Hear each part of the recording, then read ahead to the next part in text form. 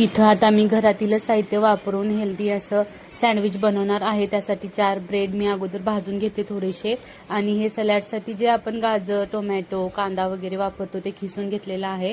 आणि इकडे मुलांना आवडते म्हणून बटाट्याची पिवळी भाजी घेतली आहे।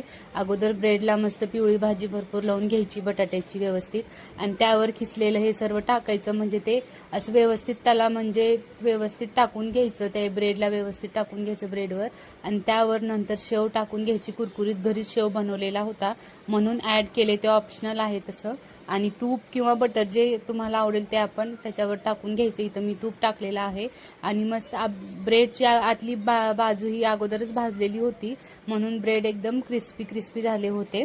आणि त्यानंतर हे असं सँडविच थोडंसं भाजून घ्यायचं, जास्तही भाजायचं नाही, आणि मस्त मुलांना ज्या शेपमध्ये आवडतील त्या शेपमध्ये कट करून द्यायचं आणि मस्त एन्जॉय करायचं।